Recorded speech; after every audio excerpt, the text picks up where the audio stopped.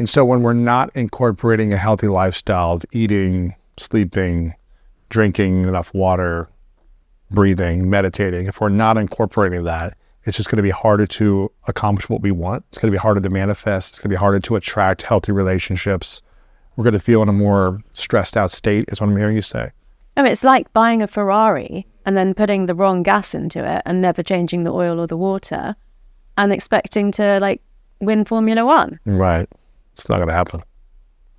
How can someone tell if they are in a lower energy state and it just might seem so daunting to take on something new to improve their life? They might be in scarcity, and they might be struggling in relationships. They might be feeling emotionally depressed, physically depressed, financially depressed, and they're just getting by minute by minute, day by day. How can someone get out of themselves when they're in a scarcity state or lower energy state, suffering state, and into a more beautiful state of being? I really feel like I'm the wrong person to answer that question because you've been there and you've written the book about it, which I've read, The Greatness Mindset. There's so many, amazing science-backed tips in there about this exact question. But I just want to give one really easy thing for people that they can start doing today, which is the micro habits that I mentioned. So just, if you're in that place, and, you and I have both been in that place, just start drinking some more water. If that's the only thing you can do today, you will actually feel better if you're hydrated. Try to go to bed half an hour earlier or an hour earlier. Try to, just go and do 100 steps after your meal. Really, really small things, but these kinds of things, and I always say change 10 things by 1%, not one thing by 10%. They accumulate and they make you feel better. Yes. And it's, it's not about sort of having the dream home manifestation straight away. It's about building yourself up to that. Why do you think some people manifest quicker than others? If some people feel like, man, he or she, they just like everything they do, it just like turns to gold and it just seems to be happening so quickly and they're so much farther ahead than me. Why does it seem like some people do it faster and other people are just like working so hard to create some momentum in their life? I mean, again, I'll bring this back to, because with you, I always like to use sports analogies. It's practice. Yes. There's no secret answer to that. It takes time. And I also find, even though it's something I practice all the time, that I can have like months in the desert where nothing's happening. And then I have like periods of time where everything is like falling into place. And I've started saying to my friends, when that's happening, ask for everything that you want because it's like a magnetic time. So when you see that it's happening anyway, then think, okay, what else was I wanting the last few months that I didn't manifest? And really like put that out there. You mentioned magnetic. How do we become more magnetic to the things we want? So I want to answer that in a relationship way, because I feel like when people are looking for their partner, they've usually got a very good idea or maybe even a list of what they want in that partner. Yes. I'm going to make a list of all the things I want in this person and then I'm going to go find it. And I'm going to wait for it, this to come along. But do you ever make a list of what you have to offer in a relationship? Do you ever check if you can match up to everything that you're asking for on that list? All right. Preach it. I like it. I mean, I think if you do make a list, you need to look at it and ask yourself if you're bringing that to the table as well. Because if you're not going to get that. That needs to be the standard you are. Yeah.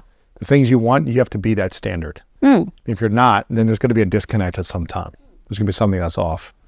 That's good. Or you're just going to get continually disappointed because if this super kind, generous, person that always has your back finds that you don't always have their back, why are they going to go out with you? Exactly. They're not. Yeah. What do you feel like has been the most magnetic time in your life where everything was just, you were a vortex of possibilities and opportunities, just people coming to you, everything was saying yes, opportunities were flooding in your way. When has been that time? I mean, I would say that I've had several experiences of that, but, they're not lasting all year. But because I do a vision board, an action board every year, I've got, several times when it's felt like a lot of those things came true. And then equally, probably more times, but where it doesn't feel like any of that's happening. Really? Yeah. When you create an action board or a vision board every year, how much of it usually comes true that year or some year down the line? Yeah. Is it 20%? Is it 50%? 80%?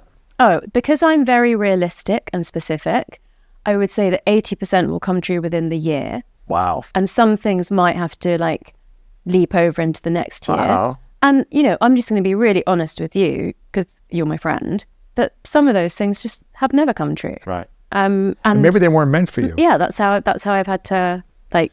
So 80% of the things you put down on the vision board yearly, on average, come true within that year. Yeah.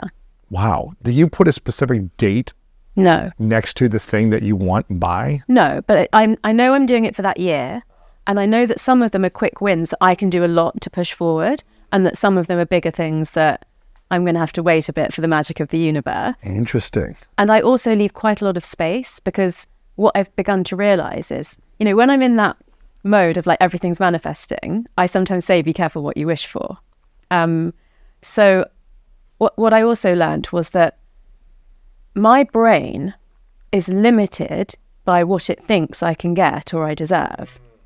And so I do want to be open to the fact that something could come up that I haven't thought of yet. And for that reason, I leave space. On your vision board. So you have like an empty white space that's just like... Well, I'll just have things, you know, they're not crammed together. Oh, so it's there's not space all between full. them. No. Interesting. I'm going to have to come to your bathroom and check out your vision board one day. See what it looks like. So how many things do you put on there? Is it like 20 things, or is it more like 5 or 6 kind of big things? You mentioned kind of smaller wins. That really changes from year to year. So I have had one year, I only had one image on my vision board. What was that? It was a beautiful horse kicking up water. And it was the year that I was incorporating my business. So it was all about like stability and loyalty and trust and like a team, but then also causing a bit of disruption in the industry. Ooh, I like that. All right. So wasn't it actually like a bunch of people in an office space of like, this is the team, how it's going to look and feel? It was more of a emotional image. Mine are very metaphorical. So actually, if you did come to my bathroom and look at my vision board, you probably wouldn't know what everything meant, but I know. Oh, interesting. Yeah. So it's not like, okay, I want the dream home, I'm going to put up an image of a home, but it might be something else that feels like home. So with that one, I did have. You did have the home. I had an interior. So I had like a bathroom with, you know, particular bath and candles and rugs and kind of I don't know if you call them poofs. You know, this little Moroccan leather. Like a chair or something, or what's It's like a little low stool thing. Okay. So that it was a vibe, which was kind of like a. It's like a mood board. Bit of a hippie vibe, yeah. So that represented home one year. I did have. When I wanted outside space, I had a particular picture of sort of, the house was in the distance, but you know, the picture was more of the garden. What was the most incredible thing that you manifested that wasn't on your vision board? Oh, that wasn't on it? That was empty space. That ended up coming into your life that you didn't even dream of, but you're like, wow, this is even bigger than what I could have imagined. I'm not making this up. But being on your podcast and then being on Stephen's podcast were things I never thought were going to happen to me. Wow. I wouldn't have put them on because I wouldn't have thought that that could come true. Really? Yeah. Well, if you think, we were first in contact in 2019 when my book came out, and you did want me to come on the podcast, but then the pandemic happened, so I couldn't. So it happened like much later, and then like my career had changed quite a lot by then, and you know, it had a very big impact on me and my platform and my work. So, but I hadn't, before the book came out, said I want to go on School of Greatness, because I just thought I would do a few small podcasts in London and, you know. You go along with your day. Yeah. Interesting. What is saying yes to something that you didn't even think was possible do for you? You can reference the School of Greatness or something else, but just like, what is saying yes to something that you didn't even think about putting on your vision board, but being open to the universe's possibilities of an opportunity and saying yes to it? What does that do for you? What does it unlock? So I think it comes back to the reason why I started leaving space on my board, because it made me realize I can, you know, things can happen to me that are better than what I thought could happen. So it unlocks your sense of self-worth, your self-esteem, your self-confidence, and makes you think, okay, well, and it's very practical because obviously now I can say I've been on this podcast twice. So if I approach like in another really big podcast, it's easier to get on with stuff. Yeah, exactly. Of course, yeah. Yeah. What about the negative side of vision boards? Mm-hmm.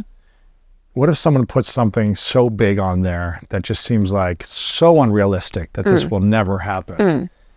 And they put it on there, yes, I want this thing, I want this money or this relationship or this opportunity, but they don't believe they're worthy of or deserving of it. So they say they want it, but really they don't believe they're worthy of it. Does that have a negative effect, or does it draw them closer to the worthiness of having the actual thing? I've got an example of this that I'll share with you first, and then maybe we can decide together if it's like the answer to that question, which is that I was on an Instagram live with my friend who's very successful in the fashion industry and who's very humble. And she said at one stage when her career was really, getting traction, that it was her dream to have a house in the Hamptons. Now, you can imagine the comments that then started coming up. Well, I'd like a house in the Hamptons. Right. Yeah. But she was working incredibly hard in an industry that was lucrative enough that was realistic for her. It was a possibility. And I've been to that house. And when I walked into the house, I thought, I know what it took you to get this, and that this was a dream that you worked so hard for. It's not overnight. No. So I think that kind of thing really for people would just lead to disappointment. If I would say you should start with, I'd like to own my own home. It may just be an apartment. It may not be, Beverly Hills mansion, but sort of take it step by step. I mean, if I think back to the amount of money that I put on my first vision board when I had just stopped being a doctor and started up, my coaching practice, it was realistic. And so when it then became true, I could increase it over time. But if I'd put $1 million on it then, I would have failed. Right. Yeah. For some reason, I think you're going to get along very well with Martha. And you got to go on her show sometime. She's got one of the biggest shows I'd love that. In Latin America, but she does English as well. Okay. But she would talk everything about the spirit realm and near-death experiences. And wow. That's her, that's all night she's reading books and watching YouTube videos about near-death experiences and what happens to the brain and things like that. So she would love to dive in with you on this. I was actually very impressed that you knew as much as you did. I wasn't sure. When you're sleeping next to someone who's watching these all day long, it's okay, I've got, I'm able to listen a little bit and be okay, I don't know about this, but I'll take it in. Yeah, I'm open to it. I mean, I'm super grateful to you and therefore through her that you wanted to have this conversation with me. Yeah, of course. Yeah. She would love to have you on, I think, if she knew this about you. So I'm going to connect you guys later. Thanks. But, has she watched Surviving Death on Netflix? She must have. She watches all these YouTube channels on this stuff, but she's reading all the books. Yeah, she's deep in this work. I'm going to start a course. And she's almost medium-esque. She's connecting with. I would love to speak with her. Yeah. Yeah, it sounds like she could maybe really help me to understand that better because I'm just on that journey. But I'm going to start this sacred geometry course, so maybe I could discuss that with her. Come on. That's cool. Yeah. When are you starting that? Well, it's on an app that I've already got, but because I'm so busy in LA, sure. I thought I would just wait till I get home. That's cool. But I might do one on the plane. No, I'm going to connect you guys for sure. Okay. Gosh, what else do we need to know? What else do you feel like people need to know right now at this time in the world? For someone listening or watching this right now, what do they need to know about their brain, their mind,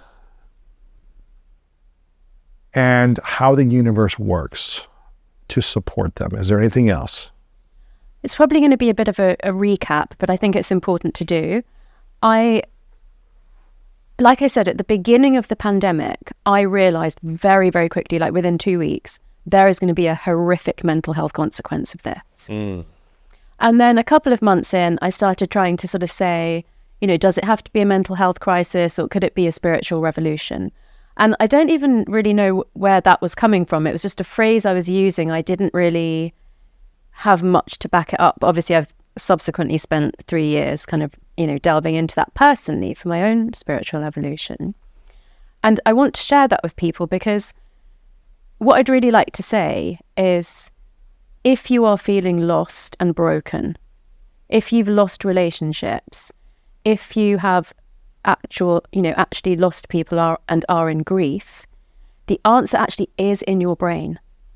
And that there is so much that you can do to reconnect with yourself, to bring an amazing tribe of like angels and supporters around you, and to navigate grief in the most graceful way beyond what you could think possible.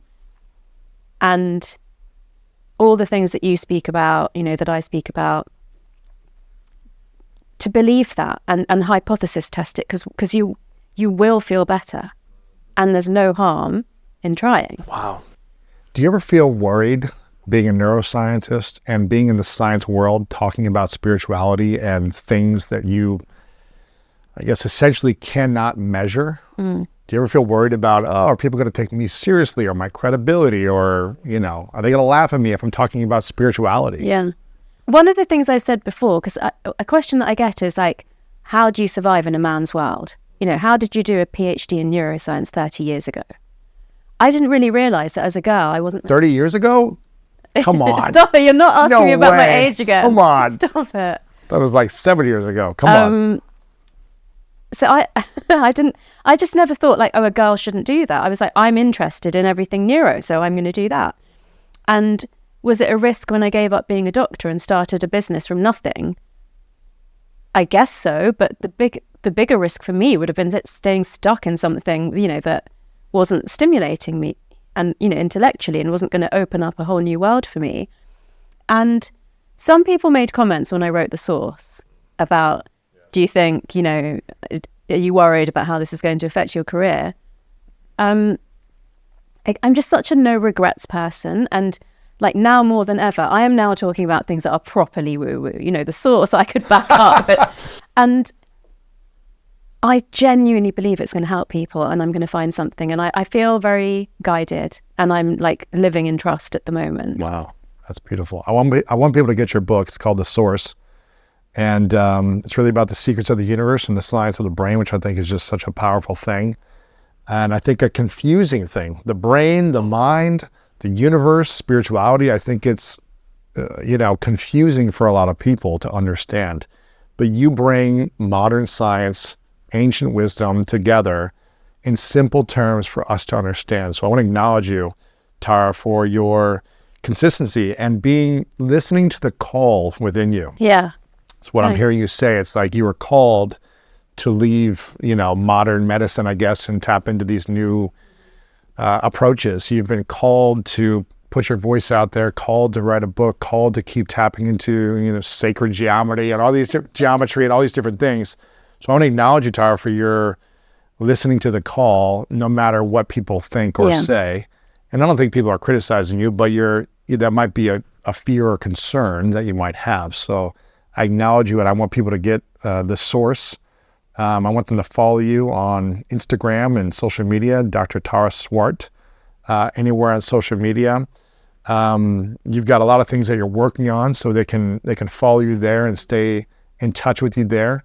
I want people, if they're watching or listening, to leave a comment of their biggest takeaway, but also on YouTube, leave a comment, but also leave a comment on your Instagram to see what resonated the most with them, what spoke to them the most, what they want to hear more about from you. So make sure to do that on our YouTube and on Tara's Instagram as well. Is there anything else we can do to be of service to you today? Oh, Lewis, you're such a kind person. You've done so much for me already. So no, but I think I am going to need a lot of help with anecdotes for this research that I'm doing. So yeah, that would be the best thing. You've got so many followers. If people have stories to share of experiences like that, I would love to hear them. Wow. Okay. Where should they message you or stay in touch with you? DM, send you a DM or email or I think your website? DM is probably the best. Okay. I'm most active on Instagram. Okay, cool. Yeah. So they should DM you stories about or anecdotes or about put comments under my posts as well. Okay, cool. Awesome. Yeah. I think I asked you this last time, so I'm going to ask you this about the 3 truths, because you're in a different energetic state this time than you were then. So I'm curious to see what your 3 truths are now. But I asked you this last time. If it was your last day, many years away, and you got to create anything you wanted to create, but for whatever reason on this last day, you have to take all of your content with you. So no one has access to this conversation or your books or anything you ever create. Mm-hmm. But you get to leave behind 3 lessons to the world from all the things you've learned, whether it be from science or just personal experiences. Mm-hmm. What would be those lessons or 3 truths for you? So I actually, as well as doing vision boards, I choose like 1 to 4 words each year that are like words that are going to guide me for that year. So I think I might as well share those with you because they'll be the most authentic. So the first one is peace. And I don't give too much meaning to the word. I allow it to show up in my life, but I think it's definitely like inner peace, but also peace with the people around you. And then beauty is a big one for me since I'm researching the neuroaesthetic stuff. So just, seeing beautiful things, smelling the flowers, just like, appreciating the beauty in everyone. And then freedom. And I think this is really related to the last question you asked me, which is not having that fear of criticism or skepticism and just really trusting myself and going with what I want to. Wow. Yeah. It's interesting. And I wish that for everyone. Those are my words, but that's what I would wish for people. It's interesting. For the last 4 years, I have had set intentions as well for each year, and I've had different words. Oh. And 4 years ago, they were peace, clarity, and freedom. Wow. Peace, clarity, and freedom. Well, I actually had 4, but you asked for 3. So I didn't say my other one, which is truth, but that's like clarity, isn't it? Yeah, so they're really close. Wow. Yeah, that was my intentions, I guess 3.5 years ago. But peace, clarity, and freedom, because I didn't feel like I had them. Wow. So I was like, and I was searching on the outside to have them as opposed to becoming them. Mm. Becoming clear, becoming free, being peace. And, I was always searching for things on the outside as opposed to developing them from the inside. Totally the same. So not to quite the same extent as you, but it was where I was feeling I was getting close to those things, but I couldn't quite, and I was just thinking I was struggling with something and thinking I just so need peace in that area. And then I had this light bulb moment, which was like, I give myself peace. Peace does not come from the outside. Let's go, Tar. Yes, I am peace. Yeah.